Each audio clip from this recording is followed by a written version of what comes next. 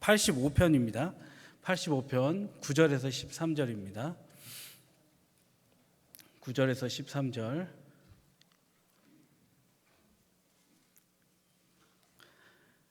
네, 우리 한 번에 9절에서 13절까지 같이 읽도록 하겠습니다.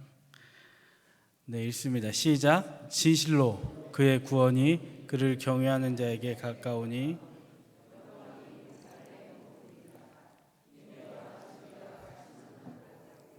이와 화평이 서로 입맞추었으며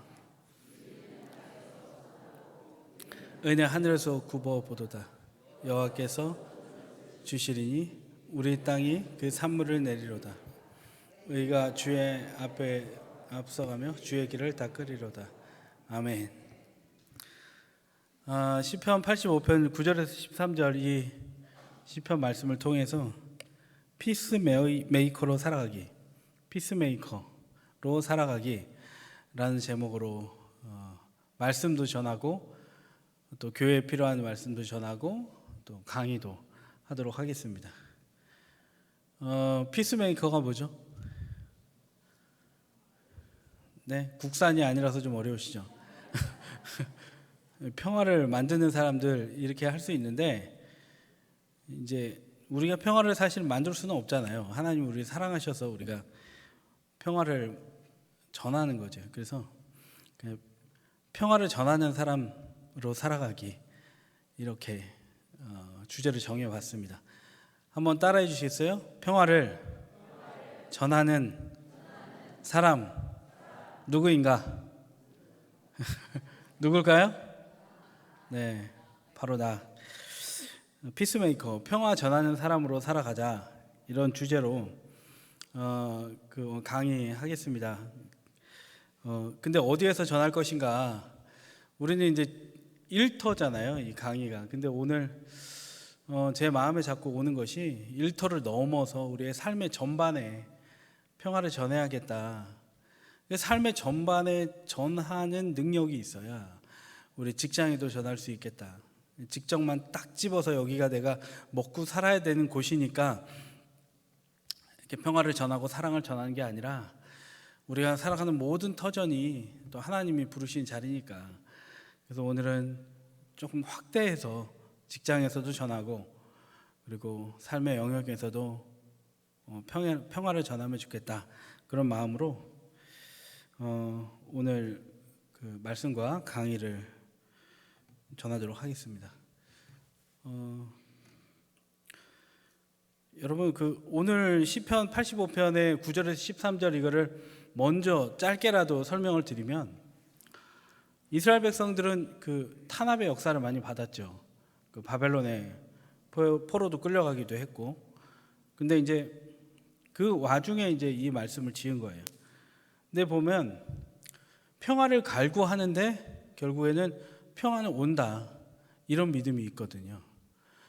근데 평화는 바벨론의 포로기 가운데 포로로 끌려갔을 때는 평화의 흔적을 찾아볼 수 없지만 결국에는 믿음 안에서 이곳은 평화롭게 될 것이다. 사랑이 넘치는 곳이 될 것이다 라는 확신을 가지고 이제 시편 기자는 이 선포를 한 것입니다. 그리고 하나님이 이 자리로 날 부르셨기 때문에 우리를 세워주셨기 때문에 하나님이 통치하시니까 이곳에 평화가 임할 수밖에 없다. 이런 메시지가 오늘 시편 85편의 주된 메시지인 거예요. 여러분 내용 아시겠죠? 이곳에 하나님이 날 불러주셨으니 하나님은 이곳에서 성령이 인도하심으로 평화는 이루어질 것이다 라는 거예요. 여러분 최근에 교황을 선출했죠. 네, 아멘까지는 네. 아멘은 믿습니다인데요. 네, 장로님의 은혜로 받겠습니다. 교황을 뽑았잖아요. 콩클라베라는 교황을 선출하는 뭐 노회 같이 이제 우리 교단으로 말하면 회가 있습니다. 그래서 거기에 신부님들이 추기경들이 다 모여서 투표하면서 뽑는 거예요. 근데 아주 인상 깊게 본 인터뷰가 있는데 이 천주교인들의 저력을 좀 볼 수 있었어요. 뭐냐면 이번에 그 교황이 어느 나라 사람이 뽑혔습니까? 그렇죠? 왜 이렇게 잘 아시죠? 동선 천주교에 오신 건 아니잖아요. 그죠? 뭐 TV를 트니까 나오겠죠.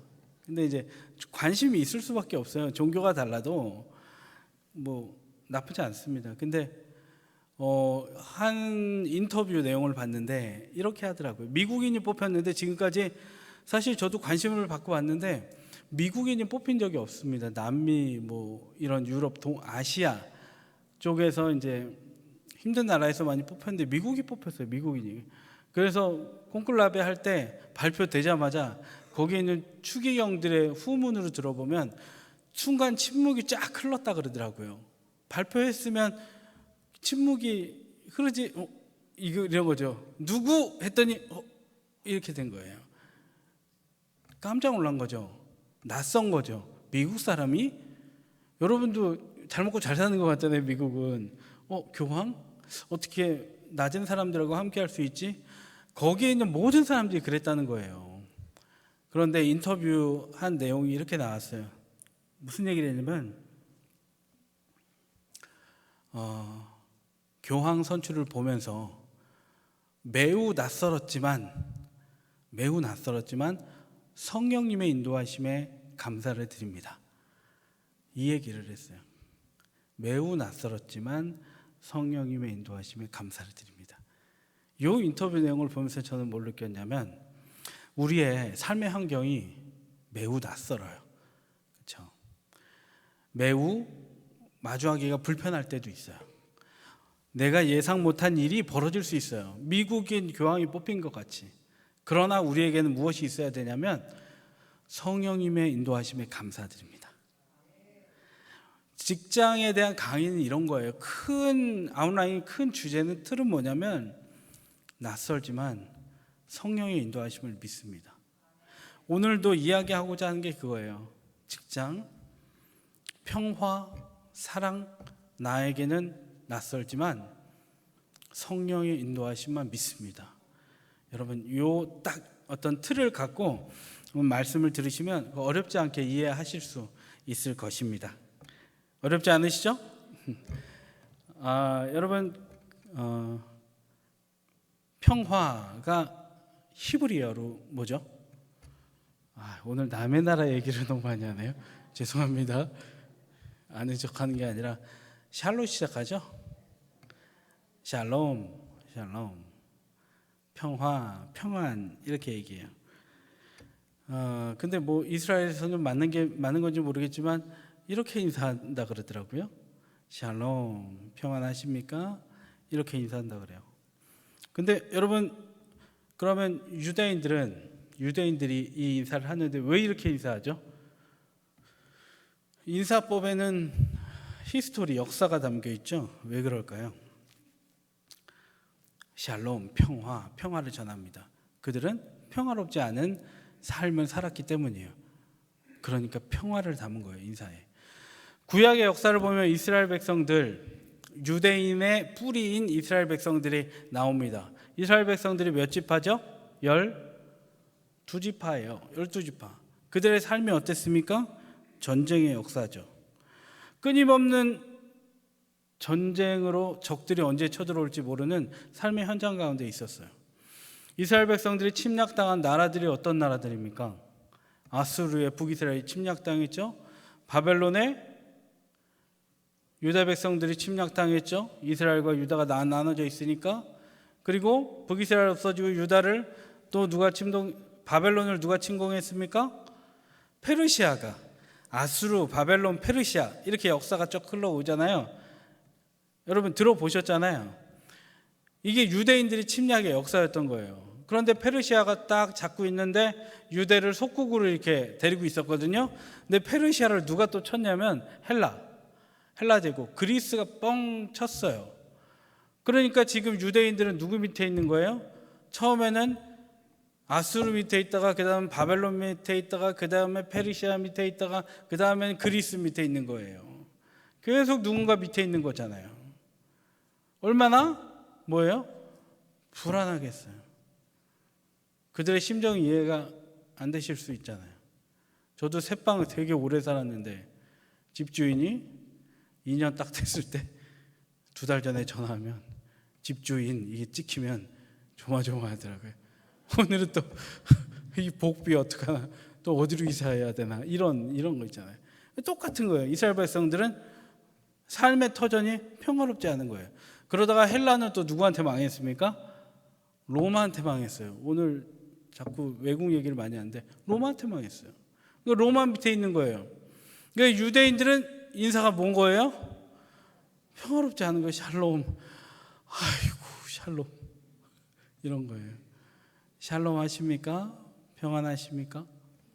그래서 유대인들의 인사는 평안이에요. 이스라엘 가실 일이 있으면, 유대인들하고 인사할 일이 있으면 샬롬 하잖아요.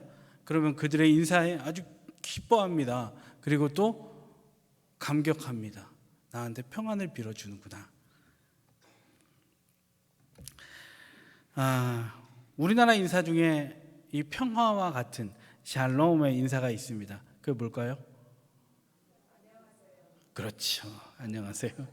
안녕하세요. 안녕, 이거 한자로 말하면 무슨 안자에 무슨 영자인지 아십니까? 편안할 안자에 영자는 뭐예요? 영자.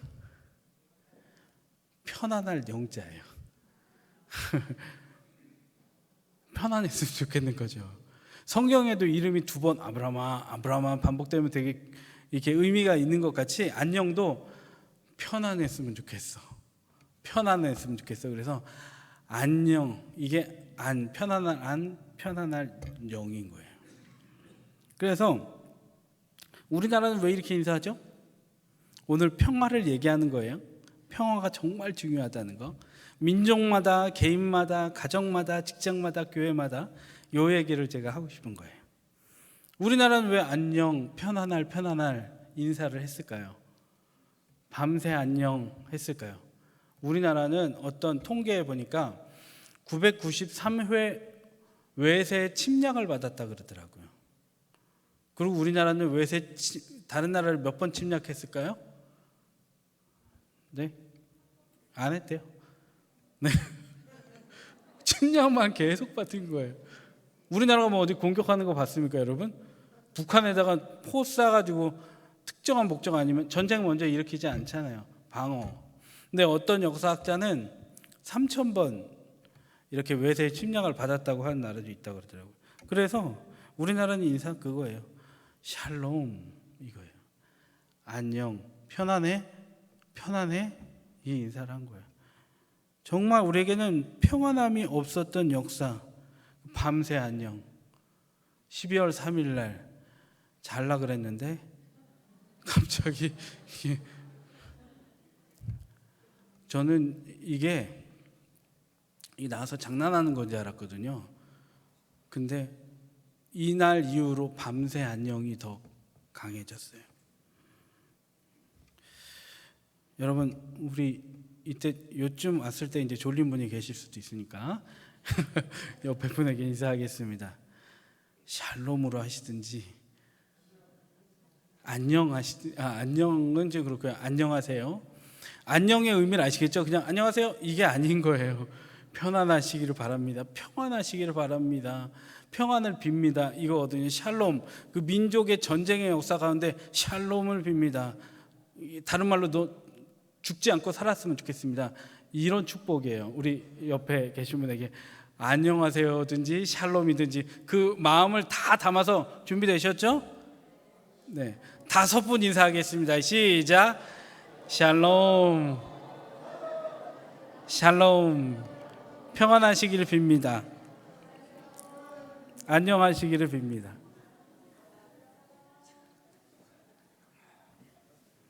네, 저는 셀프로 했습니다. 네. 성경은 그러면 평화에 대해서 어떻게 얘기하는지 볼게요. 성경은 요한복음 14장 27절에 보면 먼저 예수님이 하신 말씀입니다. 중요하다는 것을 우리의 마음에 지금 새기는 거예요. 다 꾸겨 계속 넣는 거예요. 같이 읽겠습니다. 시작. 평안을 너희에게 주노니 곧 나의 평안을 너희에게 주노라. 내가 너희에게 주는 것은 세상이 주는 것과 같지 아니하리라. 너희는 마음에 근심하지도 말고 아멘. 요한복음 14, 15, 16장은 성령장이거든요. 성령이 함께 하신다 이 얘기예요. 예수님은 제자들의 스승이시죠. 그러니까 스승은 제자보다 탁월합니다. 아는 게 많죠. 그러니까 예수님은 공생애 3년 동안 제자들에게 많은 말씀을 하셨는데 그중 중요한 말씀을 하셨어요. 그게 뭐냐면 내가 너에게 평안을 준다. 그런데 전제가 있어요. 그 평안은 세상이 줄 수 없는 거다. 그러니까 바꿔서 말하면 뭐냐면 너희들은 제자야. 그런데 제자에게 꼭 필요한 게 뭔지 아니? 너희들에게는 샬롬, 평안이 있어야 돼. 교회에 모인 제자 공동체, 성도에게 필요한 게 뭐예요? 샬롬, 평안 이거예요. 제자들은 앞으로 어떤 삶을 살아갈 거예요? 세상에 나가서 전쟁터의 삶을 살아갈 거예요. 예수님이 3년 계시지만 떠나가신 이후에 그들만 남아서 이 땅에서 예수의 복음을 전해야 돼요. 근데 그 복음이 사람들이 반기는 복음이 아니에요. 안식일에 정말 죽어가는 사람이나 힘든 사람을 위해서 일할 수 있다는 말씀이에요. 사회를 전복할 것 같은 그런 체제를 흔드는 말씀이에요. 그리고 가난한 자, 세리 같은 비천한 자, 창녀 그런 사람들은 저쪽으로 치워놔야 되는데 예수님은 그들과 함께하는 삶을 살라 그래요. 가난한 자, 나그네, 고아와 과부 그들과 함께 해야 된다 그래요. 건강한 자에는 의사가 필요 없지만 병든 자에게 의사가 필요하다. 그 연약한 자들과 함께 해야 돼. 당시 사회는 밀어놨던 사람들이에요. 밀어놨던 사람들. 근데 예수님은 그들과 함께 해야 된다면서 체제를 완전히 바꿔버리는 삶을 살라고 해요. 체제를 바꾸면 이 사람들은 제자들은 핍박받잖아요. 전쟁 가운데 있어요. 전쟁 가운데 너희들에게 제일 필요한 게 뭔지 아니? 예수님이 돈이 필요했으면 돈을 줬겠죠. 근데 오늘 네가 먹고 살 것 외에는 가지고 다니지 말아라. 남길 것을 갖고 다니지 말아라 하시면서도 예수님은 뭐냐면 세상이 줄 수 없는 평안을 준다. 너희들은 전쟁터에 살 것이기 때문에. 예수님도 이렇게 평안을 중요하게 얘기해 줬던 거예요. 여러분, 이 평안이 여러분에게 있기를 바랍니다. 지금 강의를 들으시면서 끝날 때쯤엔 더 평안을 사모하는 여러분 갈망이 우리 가운데 있을 줄 믿습니다. 누가복음 24장 36절에도 보면요 이렇게 나와 있습니다. 읽겠습니다. 시작. 이 말을 할 때에 예수께서 친히 그들 가운데 서서 이르시되 너희에게 평강이 있을지어다.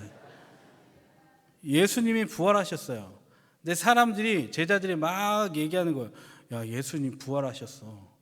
예수님 부활하셨대. 믿기니? 이 얘기 막 하고 있었던 거예요. 근데 이때 갑자기 예수님이 짠 나타나시면서 이 말을 할 때에, 부활에 대한 이야기를 할 때에 예수께서 친히 그들 가운데 서서 이르시되 너희에게 무엇이 있을지어다? 평강이 있을지어다. 믿음이 흔들릴 때, 확신이 없을 때 평강으로 살 수 있다 이 얘기한 거예요. 그러므로 여러분 예수님도 제자들 공동체에 평강을 하나님 예수님이 먼저 주실 줄 믿습니다. 여러분 우리 동성교회 제자 공동체인 줄 믿습니다. 아멘이십니까? 그 공동체에 우리 안에 하나님의 평화가 주는 은혜가 있기를 바랍니다. 여러분 그럼 평화가 필요한 것은 제자 공동체뿐일까요? 아니죠. 예수님은 제자 공동체뿐만이 아니라 이 땅 가운데 전체 가운데 평화를 주시러 오신 분이십니다. 이사야 9장 6절을 제가 보면 제가 읽어드리겠습니다. 이는 한 아이가 우리에게 낳고 한 아들을 우리에게 주신 바 되었는데, 여기서 한 아이 한 아들은 누구죠? 예수님이시죠. 같이 읽겠습니다. 그 뒤에 그의 어깨에는 시작. 그의 어깨에는 정사를 메었고 그의 이름은 기묘자라. 모사라. 전능하신 하나님이라. 영존하시는 아버지라. 평강의 왕이라 할 것임이니라. 아멘. 예수님을 오늘 뭐라 그래요? 맨 끝에 단어에 어떤 왕이요? 평강의 왕, 샬롬의 왕. 그러니까 우리가 예수님을 모시고 살잖아요. 그렇죠? 성령님을 모시고 살잖아요. 여러분, 우리 안에 성령님이 계시고 예수님이 계시잖아요.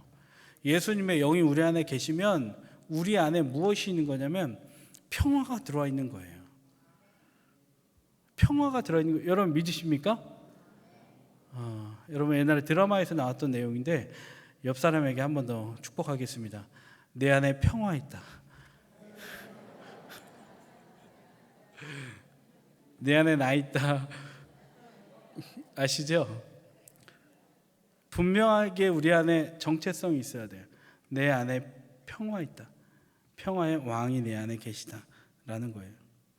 예수님은 내 안에뿐만이 아니라 제자 공동체뿐만이 아니라 이 땅 가운데 평화를 주시러 오신 분이신 줄로 믿습니다. 그런데 예수님은 이 땅에 평화를 어떤 방식으로 주로 오셨죠? 어떤 방식으로 주로 오셨죠? 우리가 내게 있는 무언가를 줄 때 어떤 방식으로 줍니까? 여러 방식으로 주죠. 근데 예수님은 평화를 주는 방식을 예수님은 죄와 사망의 불안 가운데 예수님은 십자가의 죽으심으로 평안을 주신 줄로 믿습니다. 불안은 뭐예요? 아니 불자, 편안할 안자. 편안함이 없는 세상이잖아요. 근데 예수님이 이 땅에 오셔서 십자가의 죽으심으로 말미암아 우리에게 편안, 샬롬, 안녕, 평안함을 주신 줄 믿습니다. 근데 어떤 방식으로요? 십자가의 죽으심으로 그 방식으로 이 땅 가운데 평화를 주신 분이라는 거예요. 그리고 우리가 그를 믿음으로 말미암아 구원을 받고 평화를 누릴 수 있다라는 것이죠. 여러분 그렇다면 오늘 좀 이따 실습도 할 건데요. 이렇게 평화는 중요하죠. 세상이 평화로워야 되고 교회도 평화로워야 되고 그래서 예수님도 평화를 이야기하셨고요. 우리 개인의 삶에도 평화가 너무너무 소중하고요. 근데 예수님은 그 평화를 주는 방법을 십자가의 죽으심으로 평안을 주셨습니다. 그러면 제자된 우리는 어떻게 해야 할까요? 우리도 마찬가지로 우리의 삶 가운데 평화의 공동체가 만들어지기 위해 우리도 십자가에 죽어야 할 줄로 믿습니다. 예수님이 다른 방식으로 할 수 있었으면 아마 다른 방식으로 하셨을 거예요. 그런데 그 불안, 평안이 없는 세상은 죽음 외에는 평안으로 인도할 수 있는 방법이 없기 때문에 또 다른 말로는 예수님께서 죽으심으로 말미암아 평안이 찾아오는 방법을 선택했기 때문에 여러분 우리도 마찬가지로 죽는 방법을 택해야 된다는 거예요. 한 두 가지 정도만 생각해 봤으면 좋겠는데요. 우리가 직장에 관한 이야기니까 여러분 제가 눈을 이렇게 쓱 보면 은퇴하신 분도 있고 퇴직한 분도 있고 직장에 계신 분도 있는데 아마 그래도 많이 공감하실 것 같아요. 사례 하나를 같이 생각해 봤으면 좋겠어요. 질문 하나 던져볼게요. 큐가 있는데 같이 한번 읽어보시겠어요? 시작. 직장에 나를 힘들게 하는 윗사람이 있을 때 어떻게 해야 할까요? 들이받고 떠나야 할까요?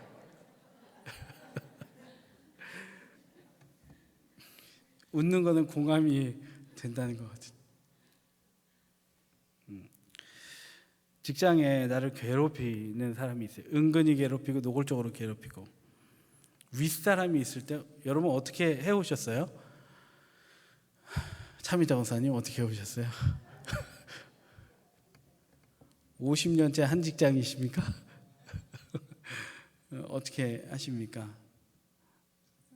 어려운 질문이죠 참. 근데 제가 그 예전에 청년 사역하면서 청년들하고 많이 상담을 하잖아요. 근데 한 청년이 그러더라고요. 목사님 제가 취업을 했습니다. 기뻐해 주세요.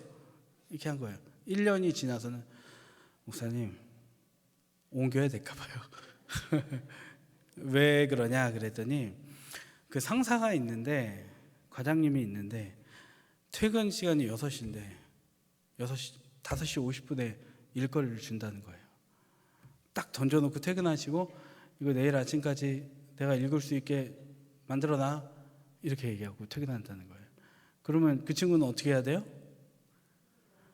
밤새도록 그 사무실에 앉아갖고 작업을 해야 돼요. 아니면 집에 싸들고 가서, 그 싸들고 가는데 집에 가면 누가 계세요? 엄마가 계시죠. 뭐 해야 돼요? 밥 먹어라. 엄마 난 밥 먹을 시간 없어. 이러면 그게 생활이 계속 이어져 오잖아요. 엄마도 보는 게 안타깝고, 그 아이도, 그 청년도 힘든 회사 생활을 한 거예요.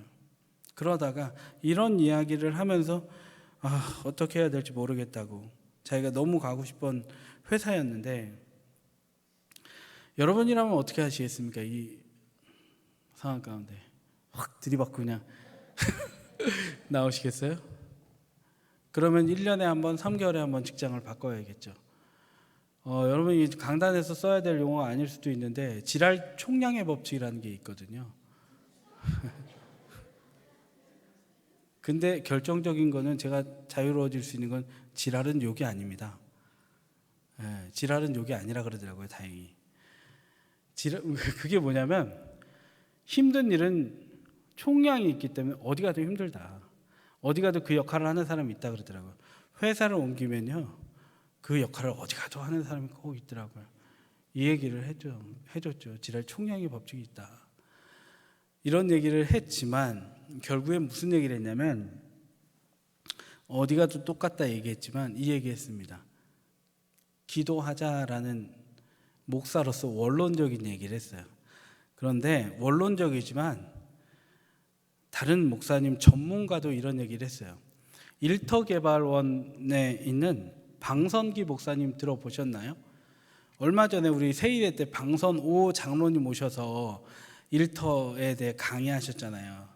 그분 이제 형제지간이신데, 그 방선기 목사님이 이런 얘기를 했어요. 똑같이 기도해야 된다. 근데 어떻게 기도해야 되냐면, 하나님이 그 상사의 마음을 감동시켜 주시도록 기도해야 된다는 거예요. 어떻게 감동시켜 주냐면, 하나님, 아랫사람을 잘 돌아볼 수 있도록, 아랫사람을 잘 돌아보지 못해도 좀 생각해 줄 수 있도록, 아랫사람이 퇴근 후에 쉬고 싶은 마음을 헤아릴 수 있도록 하나님, 우리 과장님의 마음을 감동시켜 주시옵소서. 이렇게 기도해야 된다고 일터개발원 방성기 목사님이 기도의 지침을 주시더라고요. 그리고 또 어떻게까지 얘기했냐면, 신경질적인 상사가 있거든요. 그러면 하나님, 그 신경질적인 이 상사의 마음을 붙들어 주십시오. 신경질적인 것은 심리 상담을 받아야 될 정도로 정신과적으로 문제가 있는 상사들도 많이 있는 거거든요. 하나님, 신경질적인 면까지도 하나님 붙들어 주셔서 그 마음을 온화하게 하여 주시옵소서.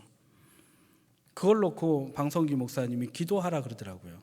근데 이런 것들은 일터개발원에서 수많은 자료들과 데이터, 빅데이터들이 모여서 했을 때 이 방법이 좋다라고 꺼내 놓으신 거거든요. 그래서 상사의 그 신경증적인 마음을 위해 기도하라. 그리고 그 후배, 그리고 아랫사람을, 소위 말하는 부하 직원을 생각하는 마음을 달라고 기도하라. 요렇게 기도하라 그러더라고요. 여러분 한번 해보시기 바랍니다. 그렇게 되면 어떤 일이 일어날까요? 하나님의 응답하시면 어떤 일이 일어나죠? 실제로 그 상사가 그 부하 직원의 상황을 돌보게 됩니다. 이게 하나님의 응답이죠. 기도한 대로 응답이라면 돌보게 됩니다. 그리고 하나님이 그 신경증적인 마음을 만져주셔서, 치료해 주셔서 그 스트레스를 부하 직원에게 풀지 않게 된다는 거예요. 이런 하나님의 응답이 기도한 대로 반드시 올 줄 믿습니다. 이렇게 기도하라는 거예요. 들이받고 떠나고 싶은 상사가 있을 때는 직장에서 이렇게 하라는 거예요. 하나님, 그의 마음 만져주십시오. 부하 직원도 상황을 살필 수 있게 해주십시오.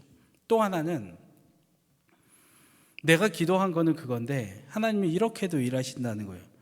여러분, 아픈 사람은 나쁜 사람일까요? 아픈 사람일까요? 아픈 사람이죠. 아픈 사람이에요. 아픈 사람은 나쁜 사람이 아니고 아픈 사람이잖아요. 아픈 사람을 놓고 그리스도의 마음으로 기도하면 그 사람의 병이 낫지 않을지언정 신경증적인 아랫사람 돌보지 않는 그게 스타일이 바뀌지 않을지언정 그 불쌍한 마음을 갖고 아픈 사람을 마음에 품고 기도하는 그리스도인 나의 마음은 어떻게 될까요?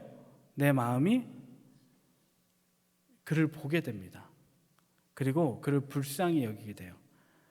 왜냐하면 예수님께 기도하는 거잖아요. 그러니까 예수님이 그 마음을 주시는 거예요. 예수님이 가진 기본적인 마음은 상대를 불쌍히 여기는 거거든요. 그래서 결국에는 어떤 일이 일어나는가? 상대가 안 변해도 그 사람을 보면서 똑같은 행동을 하지만 아파서 그러는구나.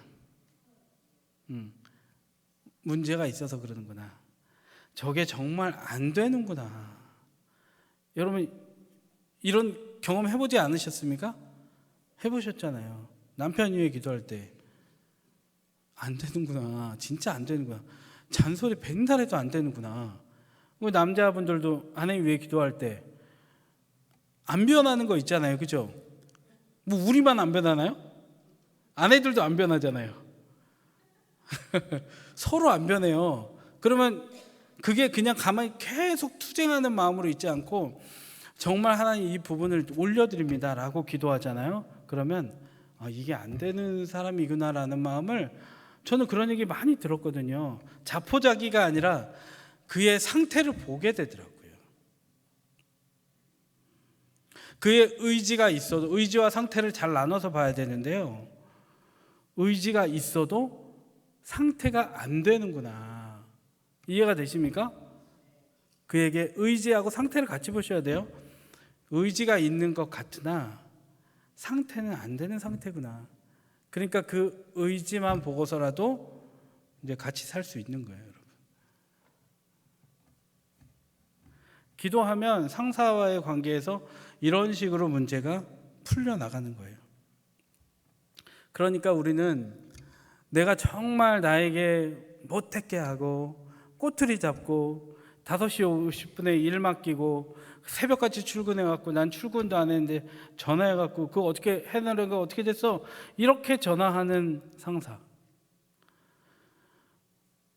그런 상사의 관계에서 어떻게 해야 될까? 기도해야 된다는 거예요. 어떻게 해요? 구체적으로 하나님 이 부분이 너무 힘듭니다.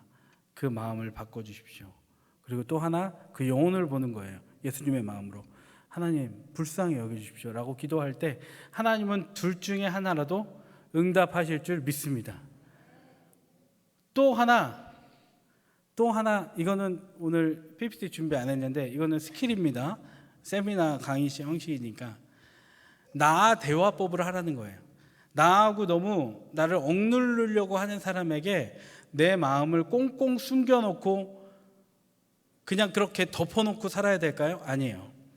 때로는 나에게 불합리하게 행동하는 사람에게 우리는 말할 수 있어야 돼요. 5시 50분에 일을 또 맡기고 가잖아요? 그럼 어떻게 할 거예요? 말해야 될 때는 어떻게 할 거예요? 과장님 10분밖에 안 남았는데 지금 지금 과장님 택시 타고 퇴근할 거 아니에요? 이렇게 얘기해야 될까요? 내가 정말 혈압이 자꾸 오르는데 이게 다 과장님이 이때 일을 맡겨서 그래요. 이렇게 하면 어떻게 될까요? 네, 가방 들고 나와야죠 그날로. 아니죠. 한번 따라해 주세요. 나 대화법.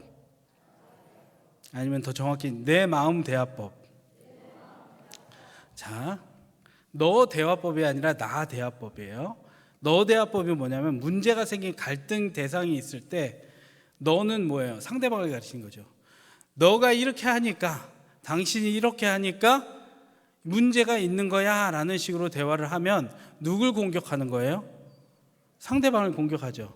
상대방 공격하면 기분이 나쁠까요? 좋을까요? 기분이 나쁘죠. 그러면 어떻게 내 마음을 표현해야 될까요? 너가 아니라 나. 내 마음을 표현해야 돼요. 이렇게 하는 거죠. 과장님 부른 다음에 지금 이 시간에 이렇게 일이 넘어오니까 제가 마음이 많이 부담이 돼요. 이것도 다 소개가 된 방식이에요. 내 마음을 표현하는 거죠. 예를 들어 지난주에도 일이 있었다, 아니면 어제도 이런 일이 있었다. 제가 일을 이렇게 나에게 주어졌는데, 제게 주어진 일이니까 이렇게 했는데 제가 너무 지금 힘이 든 상태예요. 이 얘기를 하면 과장님이 나 중심으로 얘기하면, 이게 나 이기적인 게 아니라 내 상태, 내 마음을 얘기하면 상대방이 어떻게 나올까요? 아, 그래요? 이렇게 나올까요? 아니죠. 군대로 말하면 빠졌다고 얘기하겠죠. 회사로 말하면 이거 옛날에 내가 다 혼자 하던 일이라고 하겠죠. 그런데 그런 대화법이, 내 마음을 표현하는 대화법이 이어지면 어떻게 될까? 이거는 완벽하게 무슨 조화를 이루고 평화를 이룬다, 이 얘기를 하고자 하는 게 아니라 차선으로 이야기하는 거예요. 상대방을 지적하는 얘기가 아니라 내 마음의 상태를 이야기하는, 이 상태로 직장 생활을 어려움 가운데 해나가면 어떻게 될까요? 둘 중에 비교했을 때 상대를 탓하는 이야기를 하면 갈등이 나올 수밖에 없어요. 근데 내 상태를 이야기하면 결국에는 전자보다는 후자가 더 안전하고 평화로운 관계를 맺을 수 있다는 거예요. 왜냐? 상대는 내 마음을 모르거든요. 내 상태를 모를 수 있거든요. 설명해주면 이해를 더 도울 수 있다는 거예요. 이런 방식으로 회사 생활, 직장 생활을 통해 하면서 평화를 이뤄나갈 수 있는 거예요. 우리가 평화하자, 평화 만들자, 사랑하자라고 하지만 이런 스킬, 이런 방식으로도 만들어갈 수 있다는 거예요. 또 하나 말씀드릴게요. 여러분, 또 하나 평화롭게 한 나의 삶의 주변을, 내 직장의 주변을 평화롭게 한 실화가 있어요. 아까 그것도 실화고요. 여러분, 미우라 아야코라는 사람 아세요? 빙점 쓴 사람 있어요. 근데 그가 원래 그 몸이 아픈 사람이에요. 초등학교 교사로 재직하다가 몸이 너무 아파갖고 결핵에 걸려서 요양원에 들어갔거든요. 근데 그가 요양원에 들어갔다가 소꿉친구를 만났어요. 근데 그하고 잘 지냈죠. 근데 이제 그 소꿉친구하고 연인이 됐어요. 또 복음도 듣고 예수님도 믿게 됐어요. 안타깝게 그 연인은, 복음을 전해준 연인은 세상을 떠나게 됐죠. 근데 미우라 아야코는 요양원을 나오게 된 다음에 미우라 미스요라는 사람을 만나서 결혼을 했습니다. 근데 이제 미우라 미스요는 아동문학 작가였거든요. 근데 이제 그 사람하고, 남편하고 같이 살아야 되니까 이제 미우라 아야코하고 미스요하고 뭘 했냐면 잡화점을 운영했어요. 뭐 이것저것 파는 거 있잖아요. 다이소 같은 거. 이걸 막 운영을 했어요. 조그만 동네에서 잡화점을 열었는데 장사가 잘 됐어요. 그랬는데 새벽부터 밤 늦은 시간까지 일을 하느라 정신이 없었죠. 근데 미우라 아야코에는 꿈이 있었어요. 무슨 꿈이 있었을까요? 작가가 되는 꿈이 있었던 거예요. 미우라 미스요는 이미 아동 작가고. 근데 그 미우라 아야코가 항상 작가 되고 싶은데 아주 새벽부터 밤늦게까지 일하니까 장사는 잘 되는데 꿈을 이루지 못하는 거예요.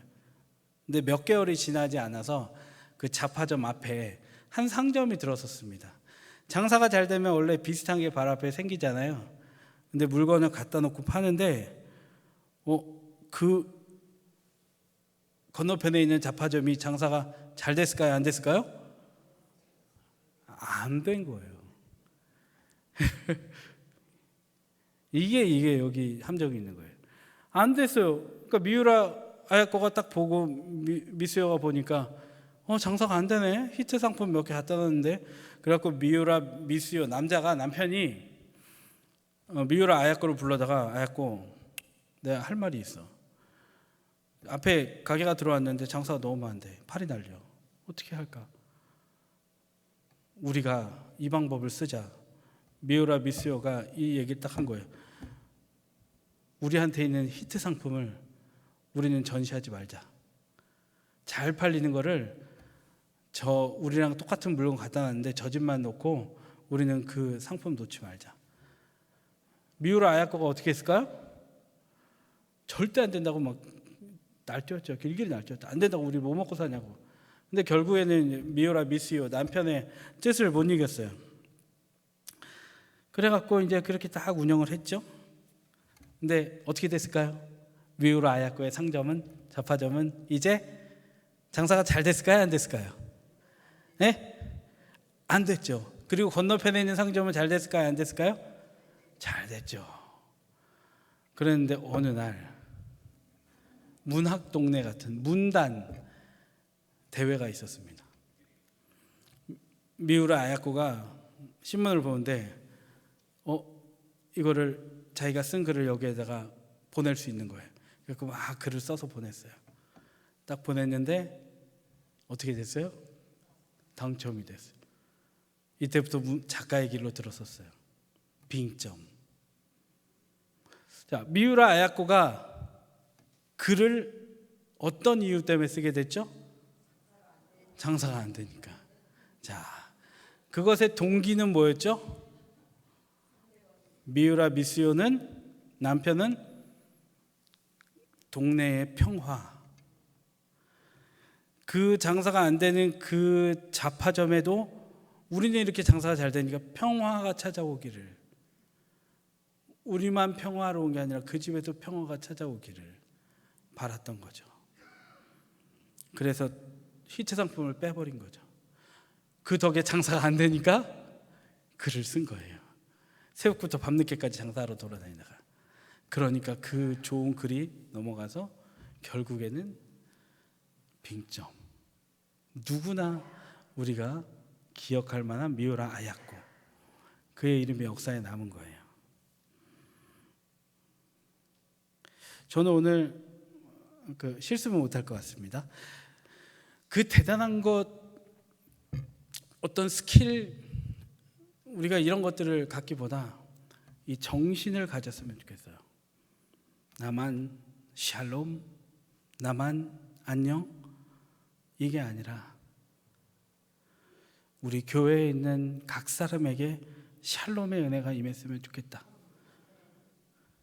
그러면 나는 어떻게 해야 하겠는가?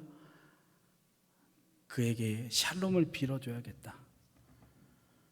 대단한 경쟁 아닙니까? 내 상점 이렇게 잘 되는데 그 앞에다 차리면 가서 쌈박질 할 확률이 높지, 어떻게 평화를 빌어주겠습니까? 이 상도덕에 어긋나 이러기 너무 좋잖아요. 근데 어떻게 자기의 히트 상품을 빼겠습니까? 이게 예수의 정신인 거예요.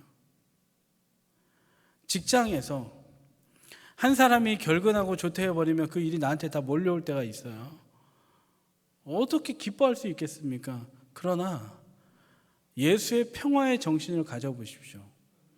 예수의 평화, 예수가 평화를 얘기했기에 나도 이 회사에, 이 공장에, 나한테 이 사람이 일찍 가서 아니면 조퇴해서 아니면 맨날 땡땡이 쳐서 나한테 몰려와도 이 우리 회사의 평화, 이 평화의 정신을 놓지 말아야겠다라고 오늘을 묵묵히 살 때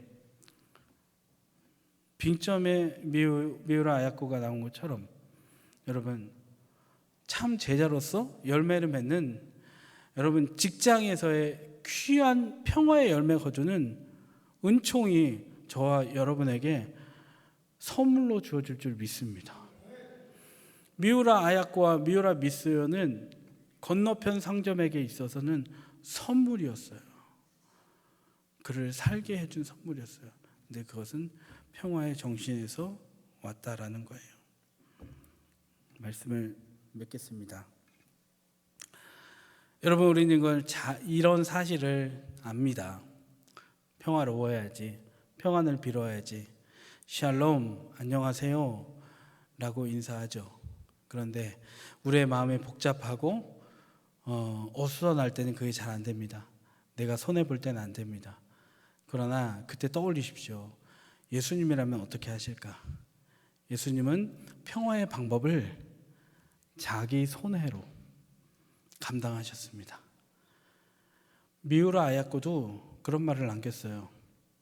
어떤 일이 벌어졌을 때 선택하기 너무 힘들거든 내가 손해보는 쪽을 택해라. 예수님은 손해보는 쪽을 택해서 생명을 살리셨습니다. 우리도 삶의 현장 가운데 평화가 찾아오길 원하거든. 예수님의 그 바람이 우리 삶에 이루어지기를 원하는 직장이 여러분의 직장이 되거든. 먼저 저와 그리고 여러분이 손해를 감수하고 십자가 지는 적용을 해서 평화 공동체를 함께 만들어 가기를 주님의 이름으로 축복합니다.